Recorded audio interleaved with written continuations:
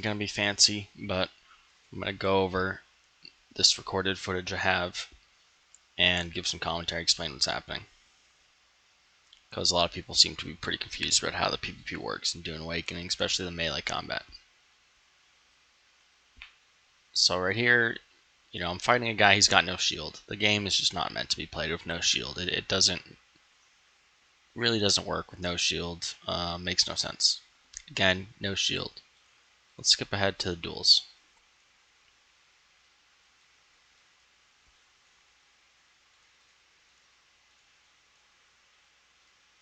So big question is there desync? Of course there is desync. You can see it very clearly. So before we get started, the main thing I want to say is only use your dodge when they're using slow blade on you. You don't need to dodge the initial slow blade. You dodge, halfway through the slow blade, right there. What this does is open them up for, they sort of get staggered. They lurch forwards, right? So then you can attack them or do a slow blade on them. You probably don't want to do a slow blade unless they're out of stamina. It's an endless loop, right? If you slow blade them when they are not out of stamina, they will dodge, and then you will become staggered. There's also parries. You can parry a slow blade if you're not fully staggered. What a parry will do, most importantly, is it'll drain you of your stamina. The person getting parried will lose stamina. And stamina is the most important thing. As long as you have stamina, you should never get hit with a slow blade unless you're hard stunned. So right there, I parry him. Probably drained his stamina. Maybe he was out of stamina, I'm not sure. You can see I get parried here and lose a big chunk of stamina.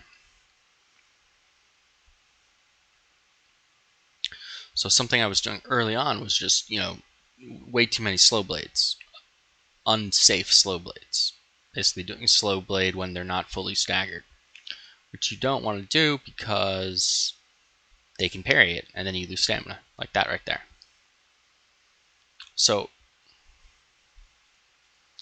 if he kept attacking me, at this point, I'm half stamina. If he keeps attacking me, gets me fully staggered, and I don't parry, which I probably wouldn't be able to. I'm not sure 100%, but I probably wouldn't be able to. So if he fully keeps attacking me, I get fully staggered, then goes for a slow blade. My only option is to either eat the slow blade or dodge.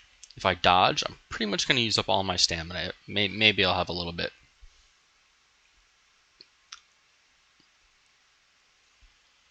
But that would immediately put him at an advantage. I'd be very low stamina.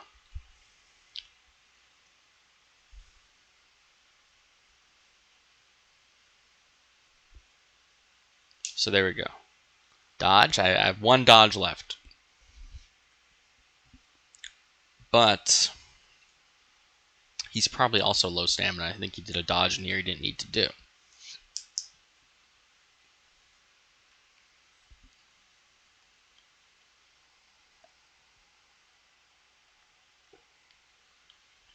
Right there. That dodge. He's not being hit. He's not being slow bladed. Absolutely no reason to dodge. So then he probably was out of stamina there. Couldn't dodge. It's all about just managing your stamina.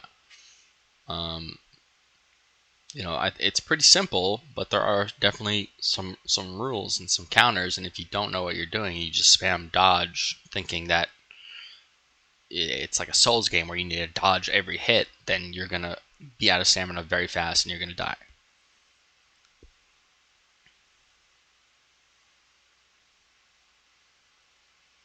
Right here, I'm just getting hit, I'm tanking the hits, and then once the slow blade starts, I dodge.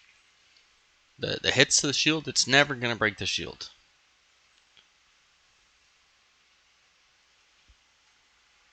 So, the basic rule is only dodge slow blades, 100%. Other things to dodge would be, abilities. So here we go. This stunner shot, it's going to stun him for 5 seconds. The 5 seconds, it'll break on one hit, right? So it's not going to be 5 seconds of me stabbing him. But if he could dodge the stunner, probably worth it. Probably worth trying to dodge that. because since he didn't dodge it, it's a free follow-up. I think my slow blade didn't really work there, but that's just kind of a desync issue, or I wasn't close enough when I started the slow blade. Here he uses Weirding Step, which is a guaranteed slow blade follow-up. I found out it staggers you so hard that it's a guaranteed follow-up and really strong. Yeah, that's pretty it. Like I said, only dodge slow blades. Only slow blade when they're fully staggered, otherwise you'll get parried and lose stamina.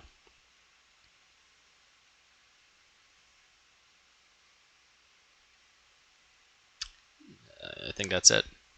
How this is going to work when you have two people who know these basic rules, I'm not sure.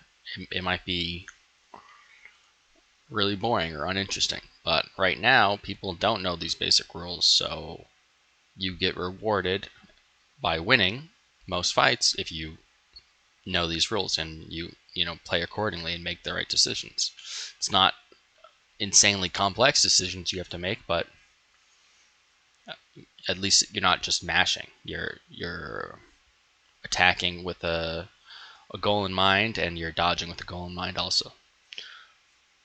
And of course, the combat is not meant to be played just two melee weapons against each other. You have 3 abilities, you have a full row of ranged options, and you're going to be in a group.